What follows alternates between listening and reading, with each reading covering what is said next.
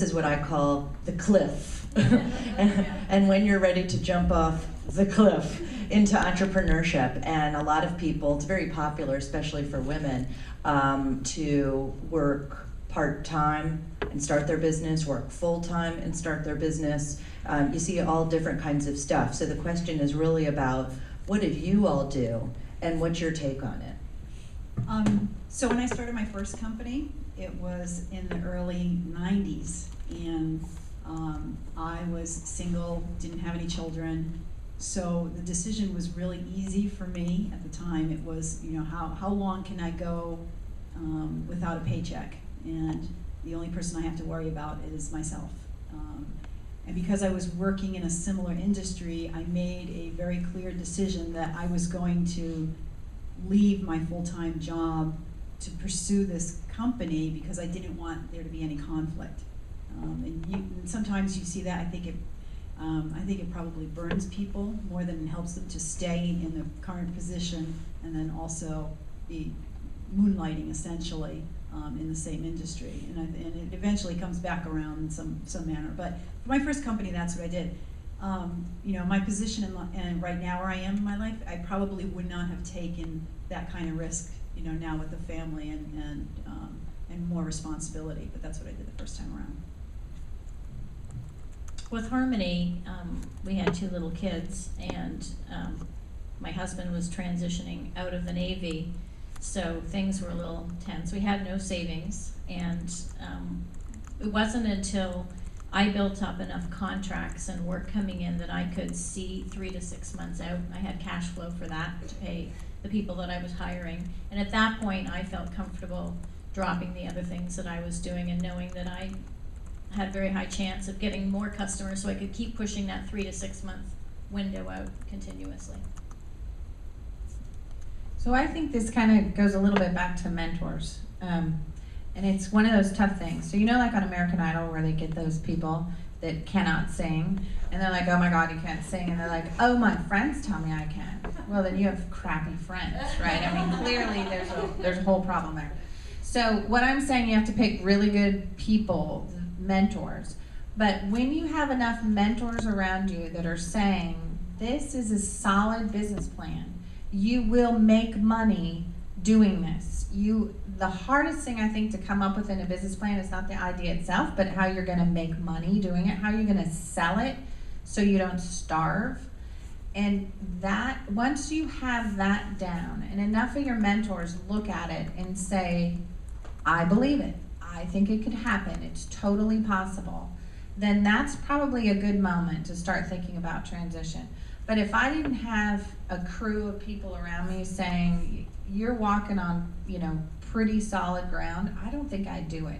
Because I think the risks are so high. You probably know the statistics about how many businesses fail, but it's like a lot. 96% within 5 years, but it's due to managerial incompetence. So you all are partially solving that just by being here, you know. Well, I didn't start the business, so I can't really tell you when to leave one job and go to the next. But I thought I could use this story to help you as you are in a business and having children. So for the first 5 years we were in business, we didn't have any kids, and we worked 24/7.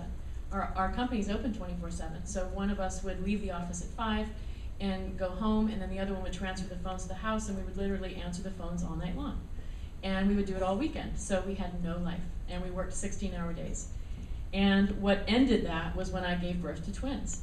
And I remember being home with the twins. I think I was trying to feed them and they were both crying, and my husband transferred the phones to me. And I was like, what are you doing? He's like, oh, well, so-and-so can't work tonight, so I'm transferring the phones to the house. And I said, you can't do that. I mean, I was not really a natural mother. Like, I could never get them to stop crying. So he transfers the phones to me, and the phones ring, and it's a banker, one of our huge clients, and he can hear the kids crying, and it was so unprofessional. So that was the moment that we decided to hire more people, and we thought we couldn't afford them, but the next 12 months our company doubled in size, and it was because as business owners we were trying to do everything. You know, I was still doing payroll and taking reservations and dispatching, and he was still doing all the HR and the accounting and the fleet, and there's only so much one person can do, and it was really time to hire professionals. And you know, one thing you'll learn as you go into business is sometimes you want to do everything, and you just can't. So a good lesson is to do what you can and to delegate.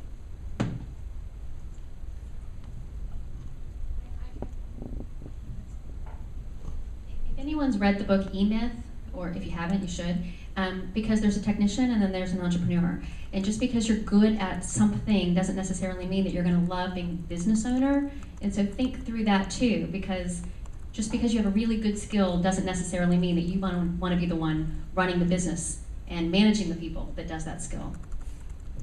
Yeah, and not to scare people off with the 96% statistic, it's just, I mean, we're in Washington, it's like a major MSA, and I don't know that many people in this area who decide to start businesses and fail, because it's a pretty educated area, and you kind of know what you're getting into. And I've talked with thousands of entrepreneurs over the years, and I only know one that is like quote unquote failed, and he just fits the profile that Heidi was just talking about. He really liked wiring houses for AV stuff. His nickname was Stereo. Like, we literally called him Stereo, and to this day we refer to him as Stereo. Like, hey, honey, are you going out to dinner with Stereo? Yeah. So he worked for the government. He liked doing this as a hobby.